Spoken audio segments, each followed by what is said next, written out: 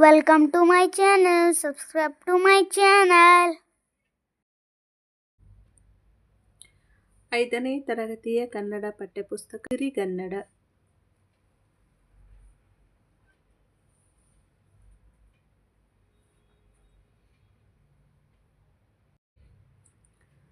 ಪದ್ಯ ಭಾಗದಲ್ಲಿ 2ನೇ ಪದ್ಯ ಸ್ವಾತಂತ್ರ್ಯದ ಹಣತೆ.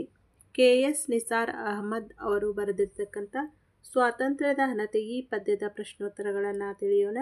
ನೀವಿನ್ನೂ ನಮ್ಮ ಚಾನಲ್ನ ಸಬ್ಸ್ಕ್ರೈಬ್ ಮಾಡಿಲ್ಲ ಅಂದರೆ ಪ್ಲೀಸ್ ಸಬ್ಸ್ಕ್ರೈಬ್ ಮಾಡಿ, ಶೇರ್ ಮಾಡಿ, ಕಮೆಂಟ್ ಮಾಡಿ.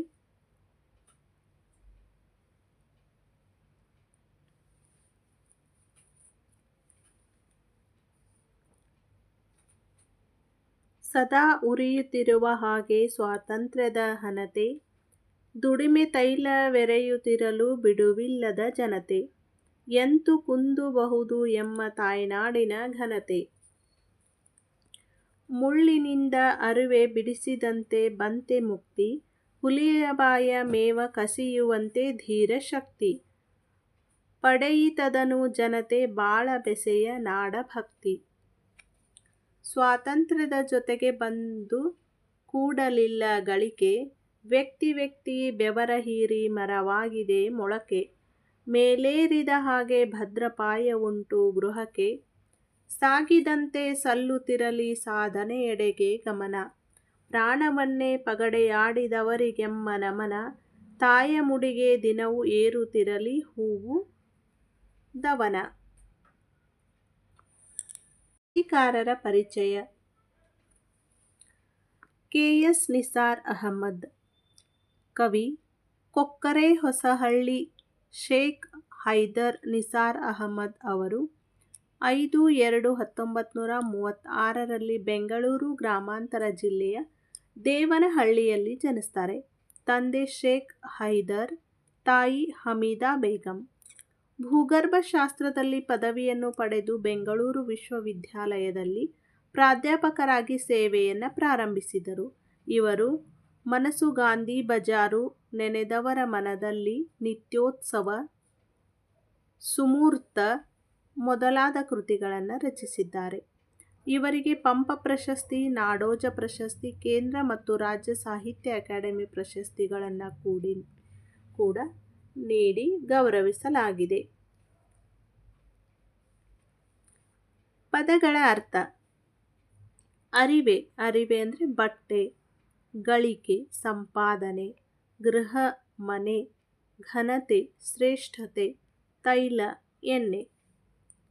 ಬೆಸೆ, ಒಂದಾಗುವುದು, ಮೊಳಕೆ, ಕುಡಿ, ಪಗಡೆ, ಒಂದು ಬಗೆಯ ಆಟ, ಪಾಯ, ಬುನಾದಿ, ಹಣತೆ ಅಂದರೆ ದೀಪ. ಅಭ್ಯಾಸ. ಕೆಳಗಿನ ಪ್ರಶ್ನೆಗಳಿಗೆ ಉತ್ತರಿಸಿ. ಸದಾ ಉರಿಯುತ್ತಿರಬೇಕಾದುದು ಯಾವುದು? ಕೆಳಗಿನ ಪದ್ಯಭಾಗವನ್ನು ಪೂರ್ಣಗೊಳಿಸಿ ಕಂಠಪಾಠವನ್ನು ಮಾಡಿರಿ. ಸದಾ ಉರಿಯುತ್ತಿರುವ ಹಾಗೆ ಸ್ವಾತಂತ್ರ್ಯದ ಹಣತೆ, ದುಡಿಮೆ ತೈಲವೆರೆಯುತ್ತಿರಲು ಬಿಡುವಿಲ್ಲದ ಜನತೆ, ಎಂತು ಕುಂದಬಹುದು ಎಮ್ಮ ತಾಯ್ನಾಡಿನ ಘನತೆ.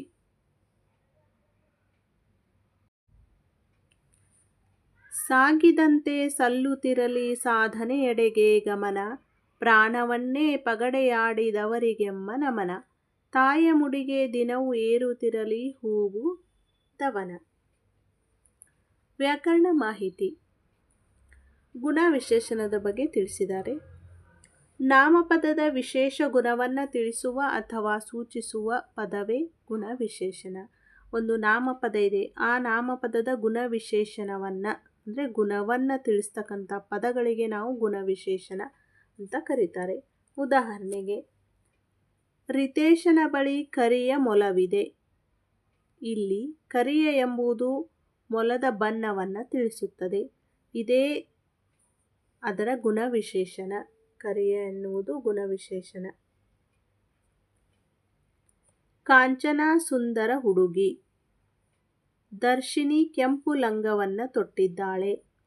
ರಾಘುವಿನ ಹತ್ತಿರ ದೊಡ್ಡ ವಿಮಾನವಿದೆ. ಇಲ್ಲಿ ಅಡಿಗೆರೆ ಎಳೆಯಲಾದ ಸುಂದರ, ಕೆಂಪು, ದೊಡ್ಡ ಈ ಪದಗಳನ್ನು ಗಮನಿಸಿ. ಬಣ್ಣ, ಗುಣ, ರೀತಿ, ಸ್ವಭಾವಗಳನ್ನು ತಿಳಿಸುವ ವಿಶೇಷಣಗಳಾಗಿವೆ. ಇವುಗಳನ್ನು ಗುಣವಿಶೇಷಣ ಅಂತ ಕರೀತಾರೆ. ಇವುಗಳನ್ನ ಏನಂತ ಕರೆದ್ರು? ಗುಣವಿಶೇಷಣಗಳಂತ ಕರೆದ್ರು. ಕೆಳಗಿನ ಪ್ರಶ್ನೆಗಳಿಗೆ ಉತ್ತರಿಸಿ. ಗುಣವಿಶೇಷಣ ಎಂದರೇನು? ಉದಾಹರಣೆಯೊಂದಿಗೆ ವಿವರಿಸಿ. ಗುಣವಿಶೇಷಣ ಎಂದರೆ ರಾಘುವಿನ ಹತ್ತಿರ ದೊಡ್ಡ ವಿಮಾನವಿದೆ. ಈ ದೊಡ್ಡ ಅನ್ನುವ ಪದ ಗುಣವಿಶೇಷಣವನ್ನು ಹೇಳುತ್ತದೆ. ಈಗ ರಾಘುವಿನ ಹತ್ತಿರ ವಿಮಾನವಿದೆ ಸಾಮಾನ್ಯ ವಾಕ್ಯ. ಇದರಲ್ಲಿ ಗುಣವಿಶೇಷಣ ರಾಘುವಿನ ಹತ್ತಿರ ದೊಡ್ಡ ವಿಮಾನವಿದೆ. ಈ ದೊಡ್ಡ ಅನ್ನುವ ಪದ ಗುಣವಿಶೇಷಣವನ್ನು ಹೇಳುತ್ತದೆ.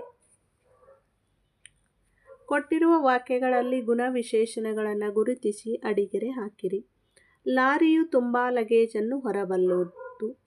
ಈ ಲಾರಿಯು ಲಗೇಜನ್ನು ಹೊರಬಲ್ಲುದು. ಇದು ಸಾಮಾನ್ಯ ವಾಕ್ಯ. ಇದರಲ್ಲಿ ವಿಶೇಷವಾಗಿ ತುಂಬ ಅನ್ನೋ ಪದವನ್ನು ಬಳಸಿದ್ದಾರೆ. ಇದು ಗುಣವಿಶೇಷಣ. ವಿಮಾನ ನಿಲ್ದಾಣದಲ್ಲಿ ವಿಶೇಷ ಅತಿಥಿಗಳ ಕೊಠಡಿಗಳಿರುತ್ತವೆ.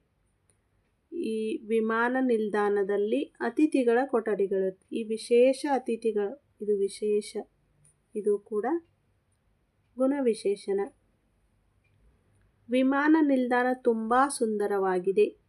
ವಿಮಾನ ನಿಲ್ದಾಣ ಸುಂದರವಾಗಿದೆ. ಈ ವಾಕ್ಯದಲ್ಲಿ ಸಾಮಾನ್ಯ ವಾಕ್ಯವಿದ್ದು ಈ ತುಂಬ ಅನ್ನುವ ಪದ ಗುಣವಿಶೇಷಣವನ್ನು ಹೇಳುತ್ತದೆ. ವಿಶೇಷವಾಗಿ ಹಡಗು ಬಹಳ ದೊಡ್ಡದಾಗಿದೆ. ಹಡಗು ದೊಡ್ಡದಾಗಿದೆ. ಹಡಗು ಬಹಳ ದೊಡ್ಡದಾಗಿದೆ. ಇದು ಗುಣವಿಶೇಷಣ.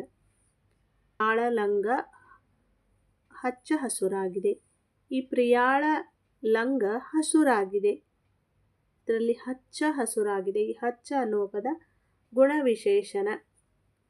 ತುಂಬ, ವಿಶೇಷ, ತುಂಬ, ಬಹಳ, ಹಚ್ಚ ಇವೆಲ್ಲವೂ ಗುಣವಿಶೇಷಣಗಳು.